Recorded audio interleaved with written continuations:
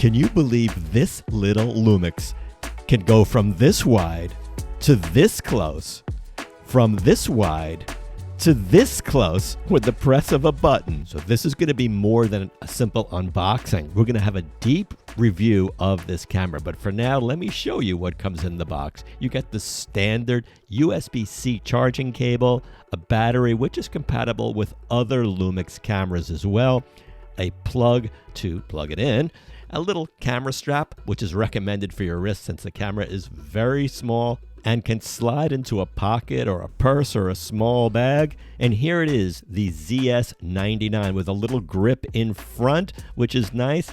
A rear screen, and you'll notice there is no viewfinder. It is the model ZS99 in the United States and the TZ99 in Europe. So let's now examine the specs of the camera. It comes with a small 1/2.3-inch cell phone size sensor. Now I know this is going to upset a lot of people. Why such a small sensor? But it's the small sensor that allows the camera to be this small and at the same time give you that really long zoom in under a 4-inch package. That wide 24 to 720 millimeter true optical zoom is so convenient. For example, if you're shopping for shoes and you're across the street and you don't feel like crossing that busy street, well, you can see the brands and what kind of shoes you want to buy.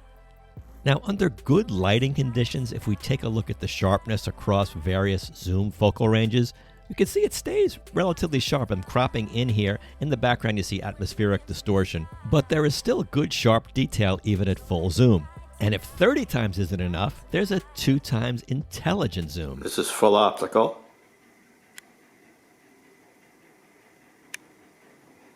(2100 millimeters of zoom). Really big eye. Now, although there is no viewfinder, there is a nice 3-inch screen which tilts up, and it actually goes all the way up. It doesn't fully articulate around like some other screens do, but this serves the purpose. If you want to do vlogging, you can shoot yourself. The screen is also a touch screen, and you can use it for various functions like to set the focus point. You can pinch and zoom in on your photos, and here it is in the bright sun, and the glare is controlled and holds up pretty well. Having in-body image stabilization, which this camera has, is important when you're zooming in really tight to keep the images relatively sharp. It's also very important in video because we have natural handshake, which gets magnified at high zoom. Here it is at full zoom, and you can see it's not bad considering how tight we're zoomed in. Whole wheat, sesame, or pumpernickel? Yeah, I mean, if you want to be creepy with this camera, I guess you can with this long lens, but you know what? That's just not my style. No, I'm just kidding. ISO goes out to 3200 or 6400 extended. Now, what's good in low light depends upon your expectations. If you're coming from a full frame or very expensive camera with a larger sensor, then you're going to be disappointed with the low light performance here. But in quite a few of my nighttime city shots here, it did pretty well, except trying to get the Freedom Tower was really tough. Could not get a shot in focus. I tried with a Canon G5X2, which I reviewed. That camera has a larger sensor and much easier to get a better shot. But back to the Panasonic on these shots, I think they came out really nice, especially these sunset shots, getting the nice fire in the sky look. This little camera can shoot up to 10 frames a second. And with the 4K photo mode, you can get 30 frames per second with 8 megapixel resolution photos. The camera does shoot RAW, and for video, it shoots in 4K 30 or 24. 1080p, you get 24, 30, or 60. Here's the field of view of a photo, and this is the kind of crop you get in 4K. It's a big crop. If you want a wider field of view like this, you can shoot in 1080p. And if we crop in on the 1080p, you can see the difference in resolution. Here's the 1080p and here's the 4K, and you can see the increased resolution you get in 4K. A nice touch is that red perimeter you get around the screen when you're recording video, but there's a 15-minute 4K record limit.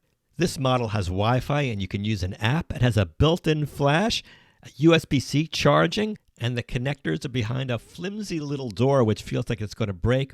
There is a micro HDMI port, but there is no mic jack. Now, even though it is a point-and-shoot camera, you can control your aperture and shutter speed if you want to have more professional controls.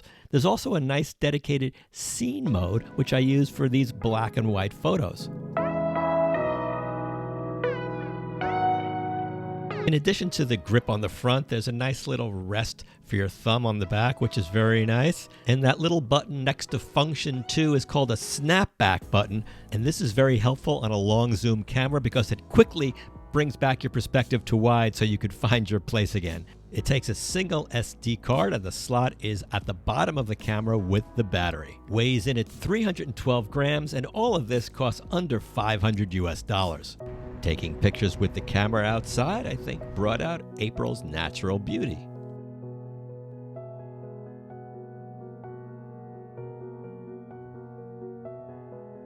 This shot was taken with the flash, and it's really nice having that built-in flash to give some extra depth to the pictures, even in the daytime. My finger was often in front of the flash because I didn't realize it because where it was placed, but it creates like an unusual effect, and it's kind of a nice effect. Even though I don't think Panasonic did that intentionally. If you take a flash shot with a nice background like here, it'll blow out the background, but the slow speed sync flash, if you can hold the camera steady, enables you to get a nice look. Having the built-in flash is a nice touch. It gives a kind of a vintage look to the photos, and I was very happy with it. Now, I want to be very objective in this review. Everything is not rosy. One of the biggest disadvantages is focus. Sometimes yes, sometimes no. So the autofocus system is the older contrast-based system. And in this scene here, you can see it does find the face relatively quickly. But in low light is when it really struggles, especially when you're zoomed in. It loses the subject. It'll hunt like right here, and many of you are going to want to use this kind of camera for concerts.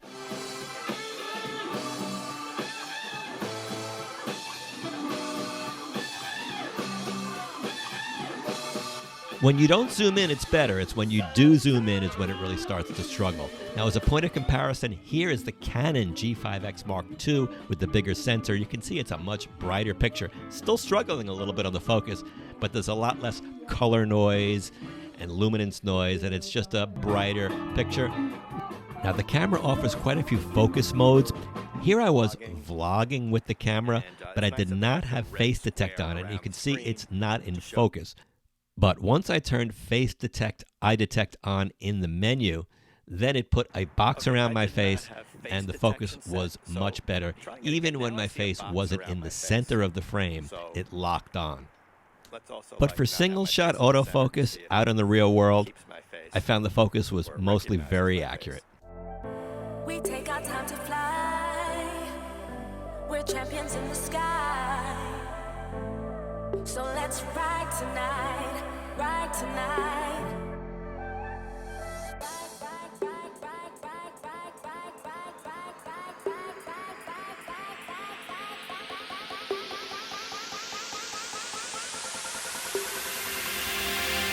If you engage 120 frames per second, it'll shoot in 1080p and the footage will come out like this, already in slow motion. In some cameras, when you shoot in 120 frames per second, you have to put it in your editing program and then actually slow down the footage. But here, it already does the work for you. Now, it does offer 240 frames per second for even slower slow motion, but that's in very reduced quality, so I think you want to stick with the 120. Like other Panasonic point-and-shoot cameras, there are other motion effects. You can do time-lapse, you can do stop-motion animation. If you want your photos to have a certain look, you can change your contrast, your sharpness, your color saturations. And you can also set an upper ISO limit and minimum shutter speed as well, which is nice for the small sensor cameras. And it's nice that that front control ring is customizable. So point-and-shoot cameras with long zooms used to be common, but not so much anymore. The cell phone has pretty much killed that market off. But the last few years, we've seen a trend with vloggers and influencers driving up demand and driving up prices on the secondary market. Now you can get a point-and-shoot at a more reasonable price, so thank you, Panasonic. The ZS99 can be used for street photography, being it's so discreet. Perfect for travel, it's so light to carry around, and for general life events with its wide zoom range, built-in flash, and ease of use. If you have the older model to this, the ZS80, I would say you really shouldn't get this camera, especially if you like a viewfinder, because this camera doesn't have it. It's got the same lens, same sensor, so you'll get basically the same image quality and pretty much the same features. Besides Panasonic, we're hearing some more interesting announcements from Canon about some potential new cameras coming up down the road, some super zooms too, so stay tuned to this channel if you're interested in point and shoots, super zoom, camcorders, old tech, new tech. Thanks so much for watching. Please subscribe and like if you got something out of this. I appreciate your support. See you in the next video.